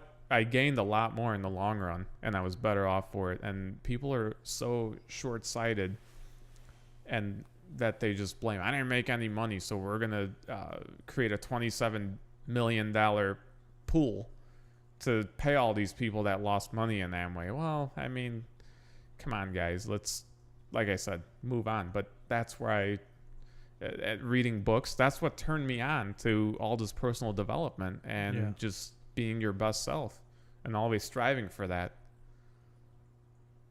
Yep. That's good, man. That's real good. We were talking about good debt, bad debt, right? And you were talking about the truck that you could use for personal use, or you can use it as a plow truck to pay the truck off and use it as an asset versus just a liability, right? Yeah. So, get us to your business and how you help these small businesses grow, because the access to capital is what could boost somebody's small business and make it a very big and profitable business, right? Oh, absolutely. You only have finite amount of capital when you're running a business. You need working capital, right? So let's say, I'll give you an example. I just I was in touch with a client just yesterday, and we helped him out in 2016. You know what he does? This dude imports linens that are medical grade. That's all he does. He's got a product line of like maybe 5 or 6 things, just little like the rags that they use at hospitals and stuff. And he's got now he's got a ton of accounts. But back in 2016 when we helped him, he only had a few accounts. He didn't have enough money to have enough inventory on hand. There was a lag time between ordering inventory and him getting it. He didn't order enough quantity to get it at a steep enough discount. They're like, oh, well, you need to order 20,000 units in order to get it at $3 a piece. Otherwise, it's $4 a piece. That $1 goes a long way because now you're knocking down your cost of goods sold by 25%. So what I did was I helped him out. I set up a $40,000 business line of credit for him. I think the interest rate was somewhere around like 7 or 8%.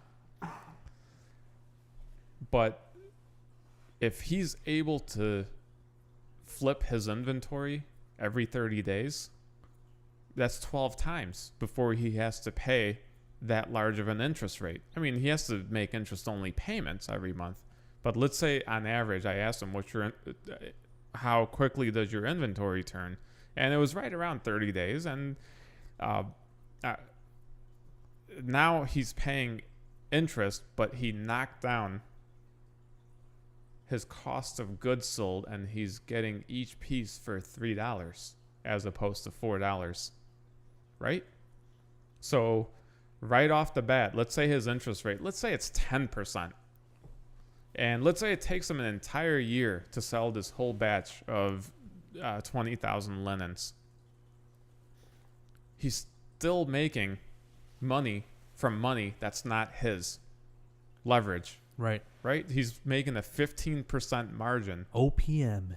Yeah, exactly. And if you're smart about it, that could actually be an asset. Yeah.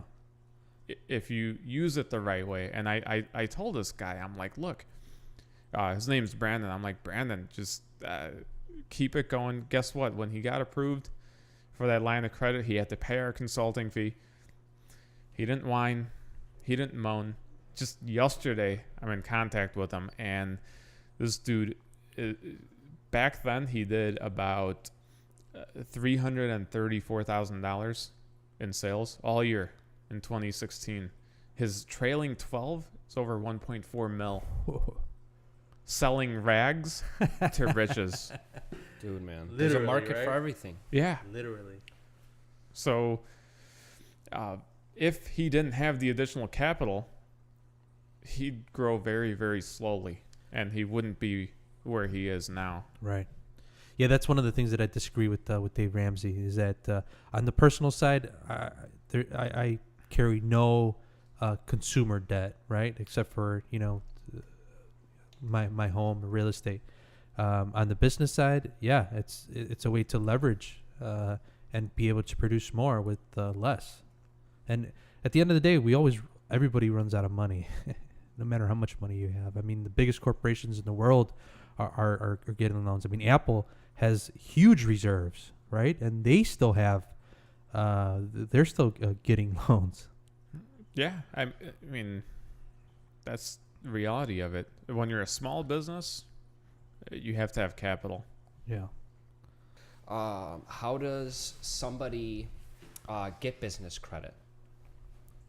It's actually depends.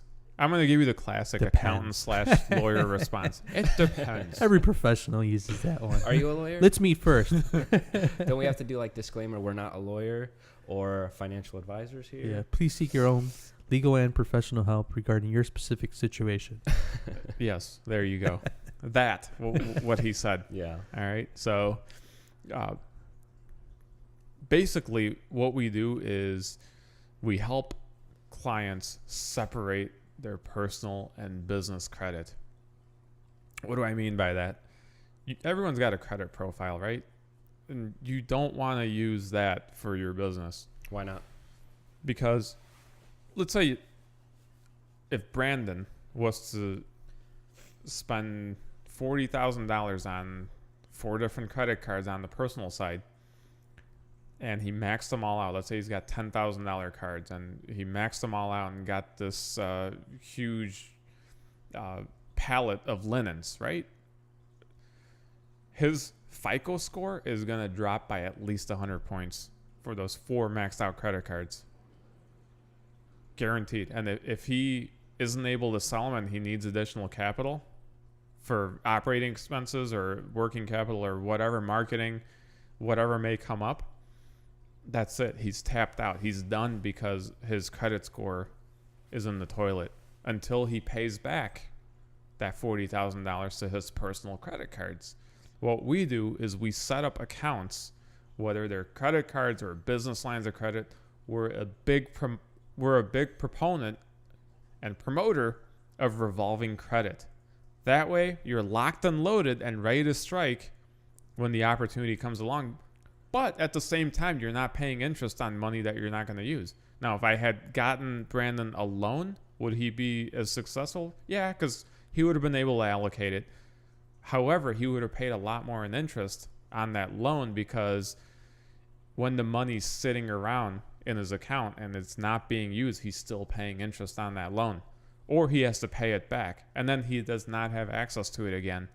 Whereas a flexible line of credit, you have an access to, you get the best of both worlds, where you're not paying juice on it, but it's there, just like cash, when Just you're in ready case to you need strike. Yeah, exactly. And after he got this line, which doesn't even report to his personal credit, if he maxes out the $40,000, it's all on his business credit profile. So if he needs additional funding, or let's say he wants to go out and buy a new personal vehicle, he wants to upgrade his car, he's not going to have credit scores that are 100 points lower. He's going to stay right at the A-level credit that he has. So that's the advantage, and that's what we do, is we specialize in getting revolving accounts for small business owners that are invisible on their personal credit profile. Yeah. So I learned about your ways and personal credit or business credit from watching YouTube videos and watching and listening to different podcasts.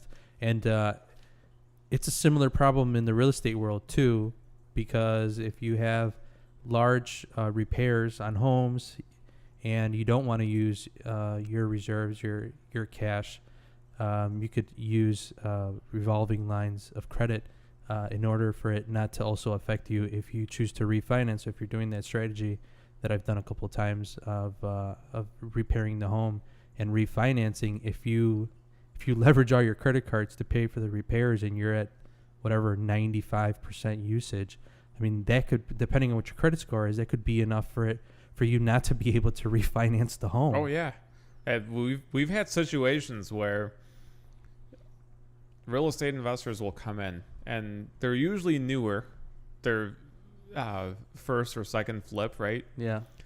They'll get a loan either from a traditional bank or a hard money lender. They'll have a down payment with 10, 15, 20% that they'll put down. Then they'll go through this rehab process, and right around like 60, 70% done, they'll run out of money. And they'll start maxing out their credit cards. If they do not finish that project and get it sold, that's it. They're tapped out. They're not going to be able to refinance because their debt to income is too high, or their credit score is too low because of all these maxed out credit cards. And they get stuck in this, especially if it's with a hard money loan. You do not want to get stuck in a flip that you can't refinance out of when you're paying 10 to 12% juice. Right. I mean, it's a disaster. Right. You could lose a ton of money doing that. Your Right. entire down payment, because then the hard money lender is going to take it back. Yeah. He's not going to give you your down payment back. Yeah. So let's just take your what would be a pretty basic startup. I mean, real estate investor is a good start, right? I mean, could Could you think of another small business startup? Yeah, a hot thing right now is social media marketing agencies. Yeah, that's a big one, right? That's one. I have some friends that are in the dentist industry. It's real estate investing is the hot thing, and then probably mostly that you could benefit from, your services. That's probably who you're usually servicing, right? As real estate agents. Yeah, about 40% of our business is real estate investors that need additional working capital. So let's take an after. We did it before where there's this big risk, or let's say someone runs out of money and they've maxed out all their personal credit cards. They're pretty much dead in the water at that point. Right. Especially if they're paying interest on a lot of interest on a hard money loan.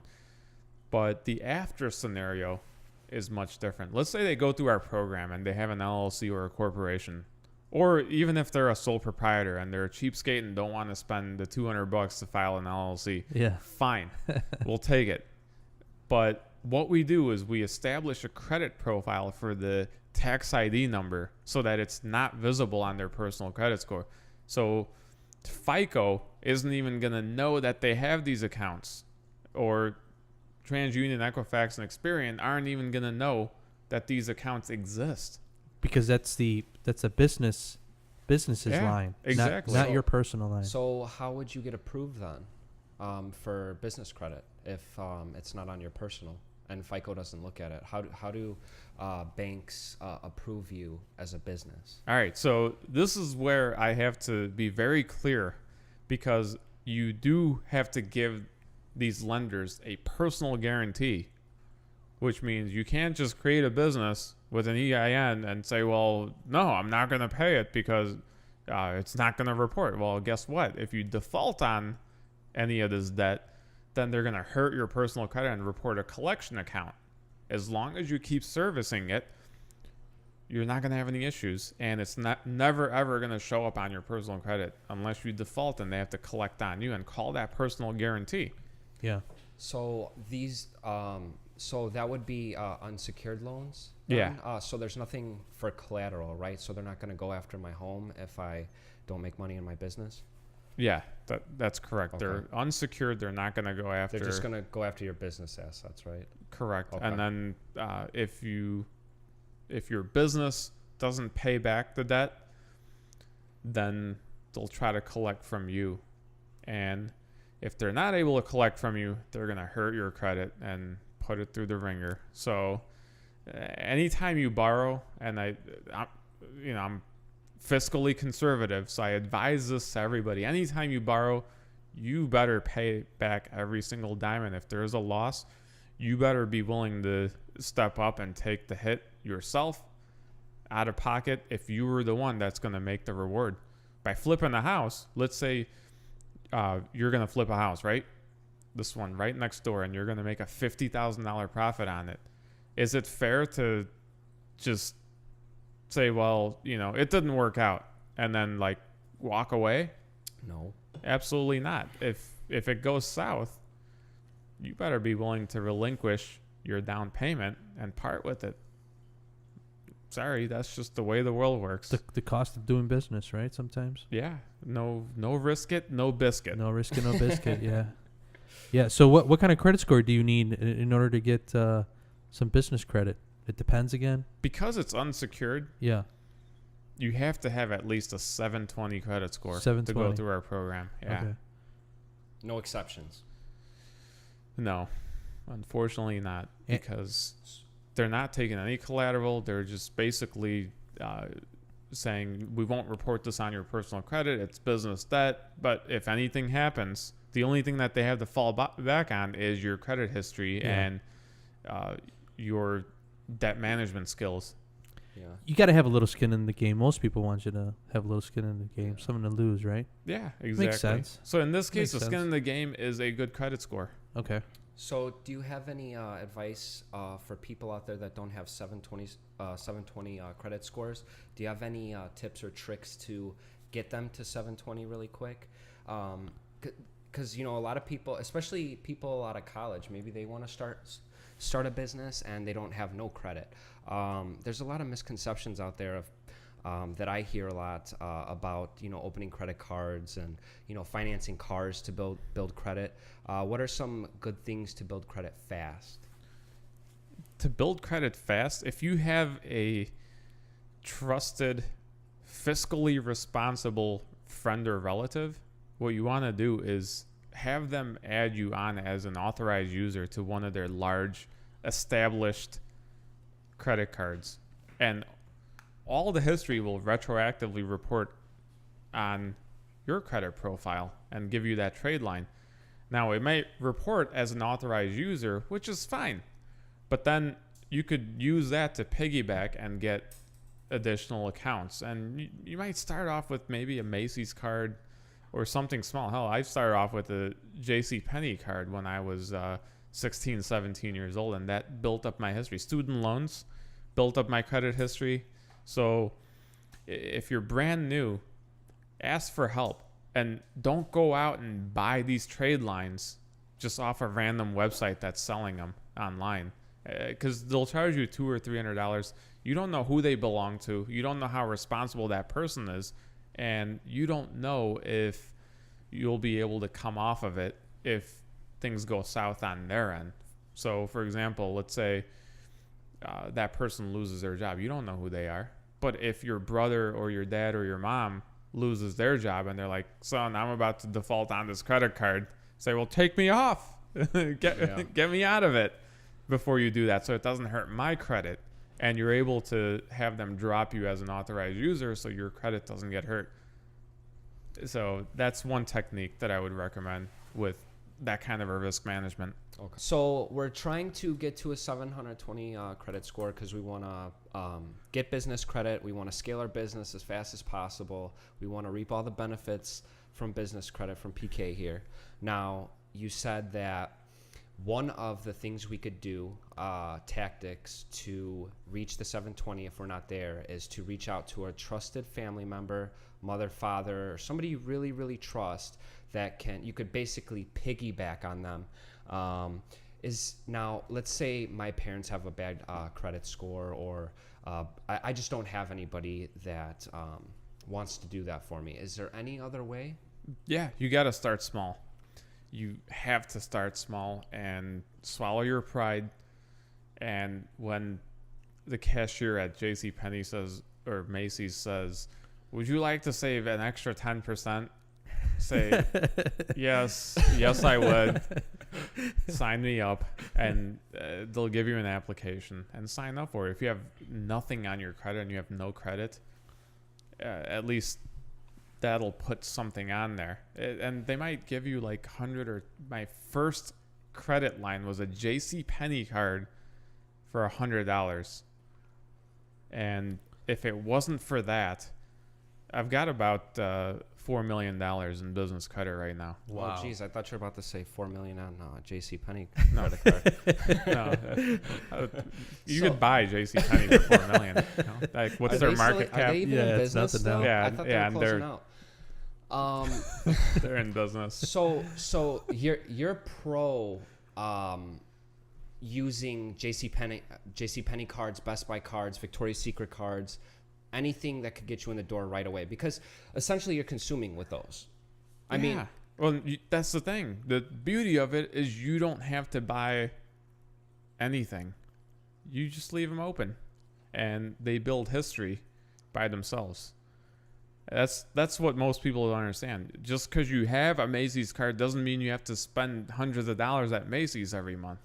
Just leave them open. How about business lines? Same thing? Business lines? Yeah. Revolving business lines. Let's say you have a business, but you don't have a good enough personal credit score. You could still get supplier lines like Office Depot, and we don't specialize in this. We don't really touch it, but we recommend it to clients, and we kind of just give them free resources and free applications that they could fill out. We don't do it for our clients because it's not our specialty, but you use the same exact technique. You start with maybe a $500 Staples or Office Depot, HP, CDW, something like that. some kind of a vendor credit, either a credit card or net 30 terms, whatever they give you. You take it, and those trade lines will actually report on your business credit profile, and they'll start building it up. And if you get that going right away when you're within your first month or two after getting your EIN and your articles, then eventually down the road, when you are able to get actual cash lines that could be used anywhere, whether they're credit cards or credit lines, you'll already have an established business credit profile. And that's one mistake that a lot of people make, is they don't start early enough. You could start right away, like the next day after you get your business established. So a business could approach you wherever they may be in their life, right? In the early stages, the beginning stages, or maybe when they've already built up systems and already have lines of their own, and you could be able to help them get other lines or other absolutely. credit. Yeah, if they have a brand new business but they have excellent credit, by the virtue of that personal guarantee, we're able to get them loans, lines, and credit cards that don't report to their personal credit, but they have to have an excellent credit profile, a 720 or above, and we're able to leverage that in order to get them some starter accounts. You might not get that $40,000 line that I talked about in Brandon's case. He had already been in business for 3 years, and he was doing about $330,000, $334,000, something like that in revenues. So, but you still end up getting some business credit cards. Like you guys went through the program, Right? and you got business credit cards that don't report on your personal credit. You checked your personal credit. Are any of those accounts there? Nope. No. They're not, right? Now, if you use those, your personal credit's not going to take a hit. But let's say, and you guys had new companies, right? But now you're able to leverage your personal credit. You guys had excellent credit, went through the program, and got a whole bunch of accounts that are completely invisible. If you didn't have personal credit that was high enough to qualify, then I would advise adding just some trade lines. I'd give you a PDF and say, there you go, add these. Let's clean up this, and this on the personal side. And then let's see what happens 6 months later. A lot of clients don't realize that revolving credit card debt on their personal credit profile is extremely toxic to their FICO score. Yeah, it goes back to show, right, that credit is super important, especially when you're working with banks. I mean, you need a bank to buy a house. You need a bank to finance a lot of these businesses that you're going to be involved with. So it is super important to keep your credit squeaky clean, right? It's important for you to learn how to manage money, and that will in turn help you in different aspects of your business career. Yeah, absolutely. So the bank wants to know that you're financially smart and that you can pay them back. Exactly. And I mean, at the end of the day, it's your reputation. It's your livelihood. Credibility. Yeah, your credibility, your reputation. And that's why I'm a strong believer in, if you're going to borrow, you better be responsible with it, regardless of what you do and what your plans are. Yeah. Execution over excuses, especially when you're using someone else's money, Right. Whether it's the banks or your next door neighbors or your family members, your brothers, your sisters' money. You better execute, and you better get a return on it. Yeah. You gotta make sure that your word is bond and that you're gonna pay them back. Yeah, exactly. So I guess there's a lot of different things to this, right? But I wanted to ask you this just because I've thought about this for a while, and I wanted to ask you, if you were going to be starting a brand new business, let's say that you, PK Patel, were to go back to zero, right? Which is a possibility for all of us, right? I mean, that could happen. Do I still have my 830 credit score? You don't have your 830 credit score. Yeah. Yeah. Okay. What happened to it? You I have to somebody file bankruptcy? Yeah, you filed bankruptcy. Some deal went south. Somebody in China didn't deliver on goods or something. I don't know. I'm not sure. Okay, fine. Yeah. Fair enough. Where would you start, It's a PK? plausible story. Where would you start? You have no connections because obviously a real simple way is your credibility, right? Yeah. And I'm sure if you have a network of people that know you, have done business with you previously, I mean that would be a leg up. Let's say that you don't have a network of Because they all walked away because they got burned. yeah, because you didn't deliver your Chinese product because them Chinese just didn't deliver. They shut down because of the tariffs. There All you right. go. Yeah. Where would you start, Mr. PK? What's the first thing that you would do? Because there's two ways really of thinking about that, right? Of building cash reserves or working on your credit, both. I mean, The first thing I would do both. It's not one or the other. You don't have to pick. okay. You could do both at the same time.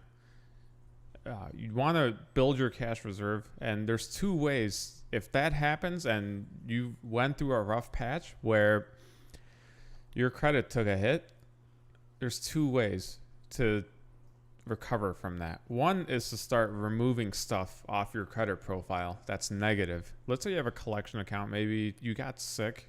I see this a lot, and their credit is excellent, and then there's like one or two collections for some medical bill where they got sick, insurance didn't pay, and you just feel bad for these clients. However, the bank's underwriting is the bank's underwriting.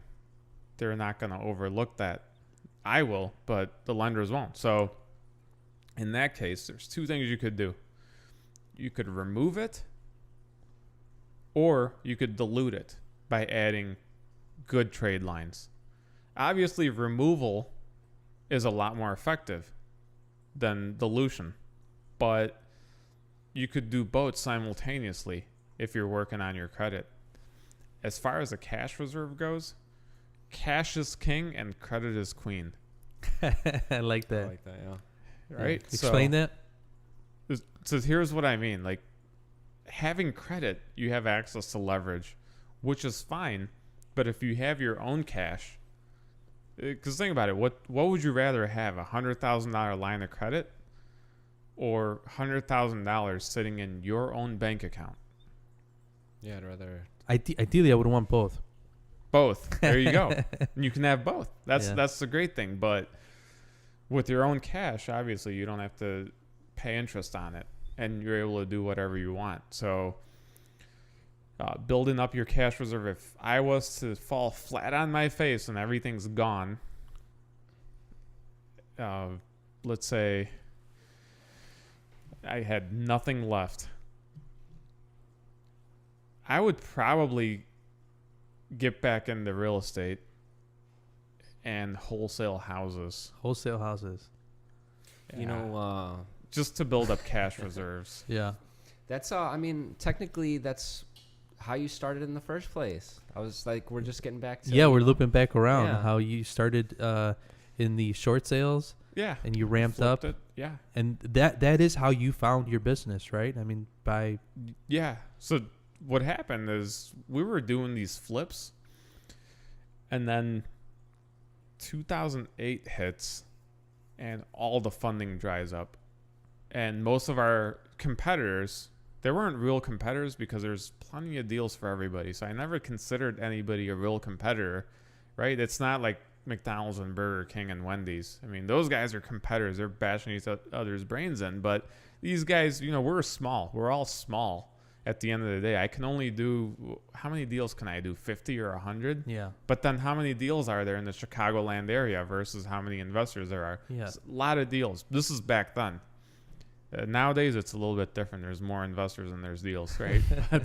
But back then, I mean, there's plenty for everybody. So all these guys went back to their careers. They were full-time real estate investors, and they had quit their jobs just a few years ago or whatever. They went back. They're out of business because the funding dried up. We got clever by using business credit and leveraging it, and we kept our flips funded and going all throughout the recession.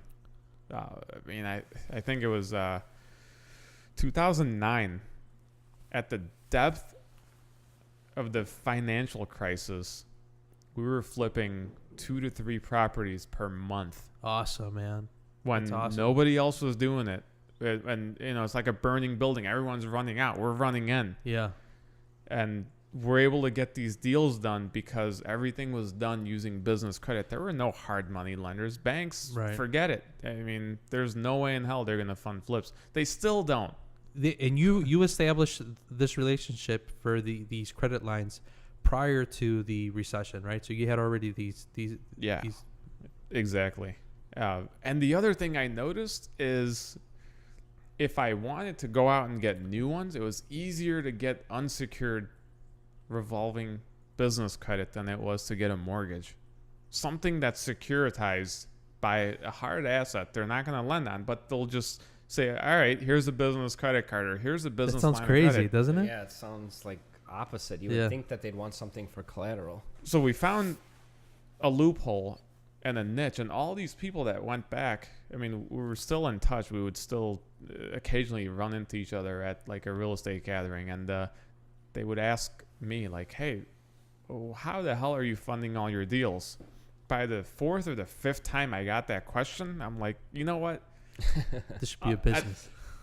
I'll do it, and I'll help you, and I'll walk you through it for a fee. And then eventually from there, we did more and more, and we got business credit set up for real estate investors. And that's why a good chunk of our business right now is real estate investors, is because that's in our DNA basically. And Yeah. I still have some rentals, but I was still flipping houses up until about 2 years ago. But since I'm full-time, I've been full-time in business finance, I just haven't been able to get any deals. You got to network in order to get. It's tough Flips, nowadays, yeah. yeah. Especially stuff that has some meat on the bone, like they say, right? The margins have narrowed dramatically. It's quickly nowadays. gone. Yeah. If there is meat on the bone, all of a sudden they get 7 or 8 offers above asking price, and all that meat just Gone. goes to the seller. Yeah.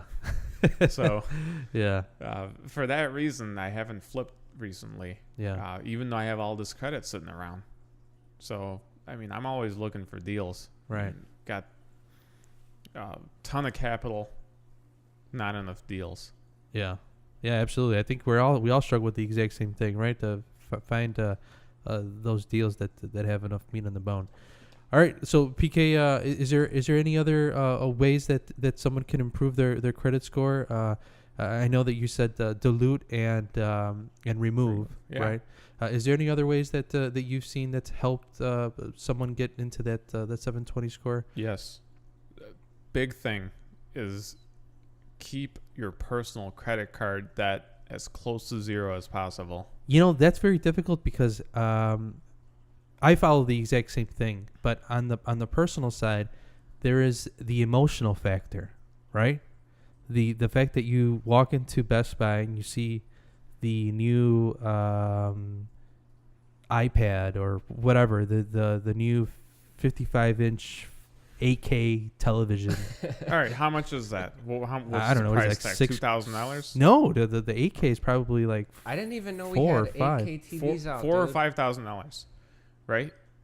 Here's what you do: you get a Best Buy card that's at least $12,000 to $15,000 limit.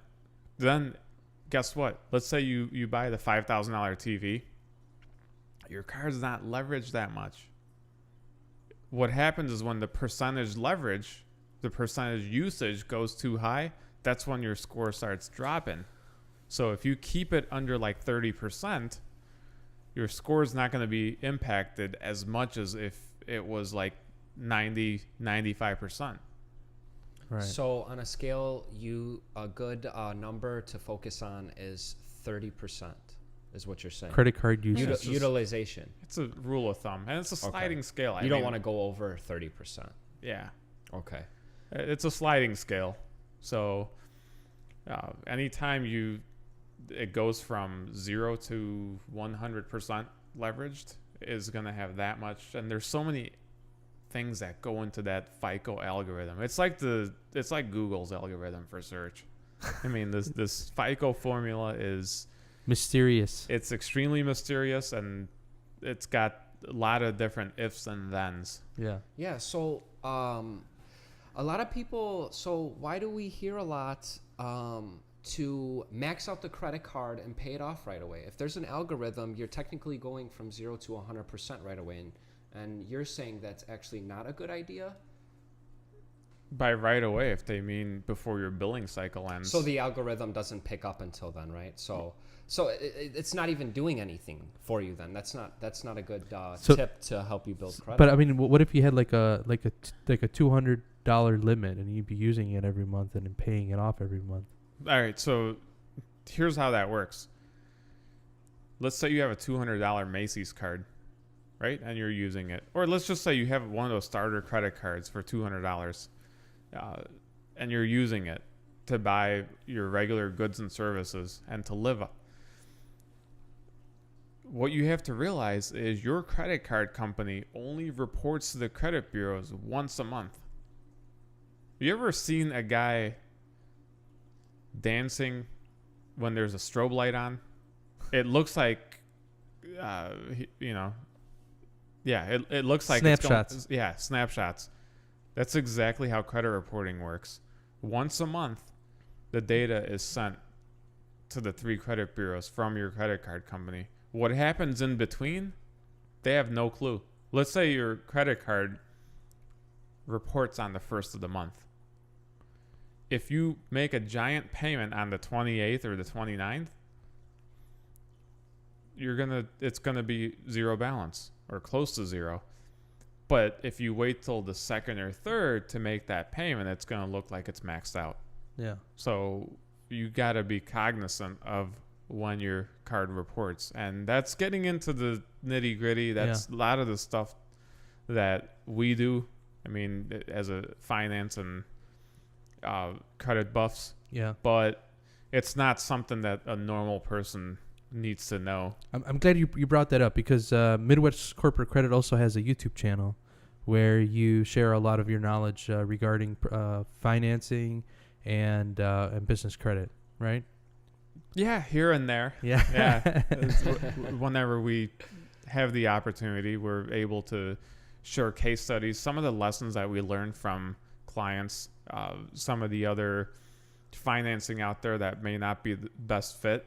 We explain why, and we explain what the alternative is. And, of course, there's always a hook or two in there that we throw. Oh, for sure, you have to. Yeah. That's why we're on business. Yeah. So I think, would you be able to tell people how to get a hold of you if they are interested in business credit or even talking a little further about their credit score or their business? Best thing someone can do is go to applymidwest.com. So apply just like you would apply, and Midwest like we're living in the Midwest in Chicago, right? Applymidwest.com, and then there's a green button in the upper right hand corner. Just submit that button.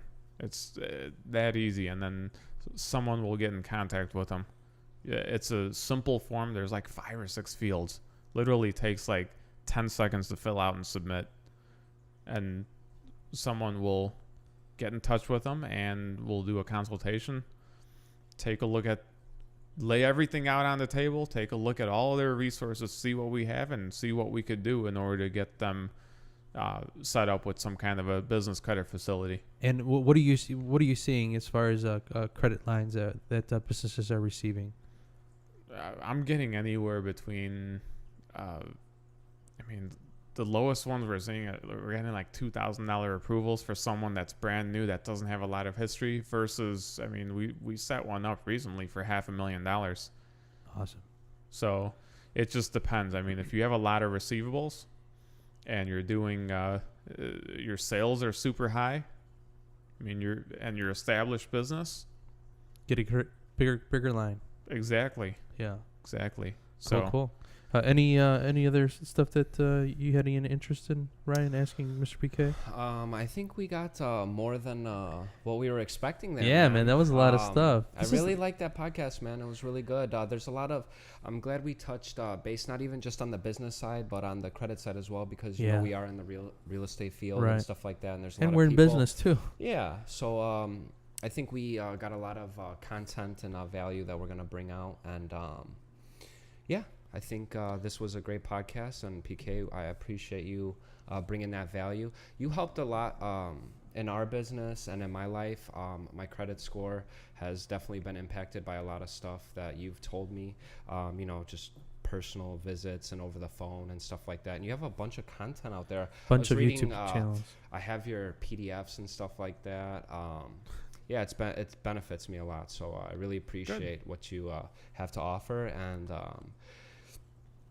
I'd like to touch base. Why would somebody go with you versus us reaching out to the bank to get business credit as a business owner? Well, they're more than welcome to, but one thing that they're not going to know is where the bank is going to pull credit from. We already have that information from years of data gathering and data mining, and we have a software. As soon as someone's credit report comes in, I could put it through our software, and it'll tell me in order where to go and where those banks are going to pull credit from. Let's say someone has a collection account, a medical collection on Experian.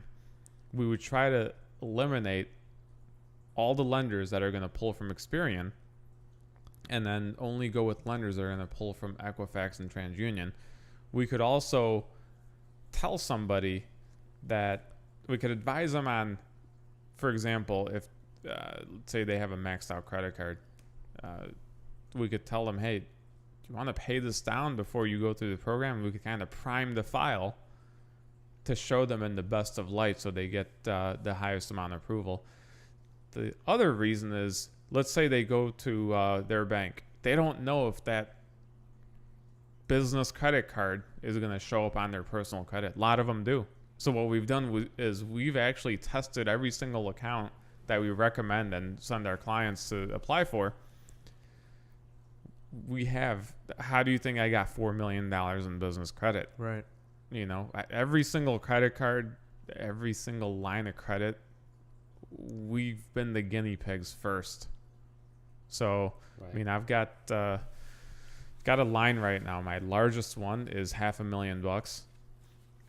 With a regional bank here, and then I've also got a lot of the retail cards that are known commonly. So that's the other reason, is we test it out, and we've taken the first bullets. We want to make sure that anything that we get for our clients and submit apps to, it's on an approved lender list. Yeah. And also long term, we know the habits of every single lender. Who's going to give you the most generous credit limit increases in the future? Right. We set our clients up with the most generous lenders that are going to work with them. You guys know, if you call for a credit limit increase, what happened? They ask you everything. Yeah, exactly. But some of these accounts that I set up on the business end, you said you've been able to triple or quadruple your limit on some of them. And guess what? I knew that going into it. Before you even became a client, I knew exactly which lenders would be able to triple and quadruple your credit limit within 12 to 24 months. Yeah, it was pretty much just building a relationship with them and then going from there. But yeah, I haven't had any problems getting any more business credit after the initial consultation with your company. Yeah, and I've flipped the house using business credit cards and only paying 2% interest. In fact, I made a YouTube video about it, and I showed people how they could do it. And since every single scenario is different, this is something that has to be customized. So that's why somebody would rather use us instead of figuring it out for themselves. You could build your own house too, or you could hire a contractor and get it done in 3 to 4 months as opposed to 3 to 4 years. Right. Yeah. Well, this is now probably officially our longest podcast. So we already know how to get a hold of PK. I'd like to thank you, PK, for spending your Friday night here in the basement with two realtors. We appreciate all the knowledge that you dropped. And we'll link up to your YouTube channel where they can find some real detailed content regarding business credit and personal finance. From Ralphie the Realtor, thank you so much for watching, guys. This is the internet sensation, Mr. Ryan Reynolds, and Mr. PK Patel signing off. We'll see you guys next week.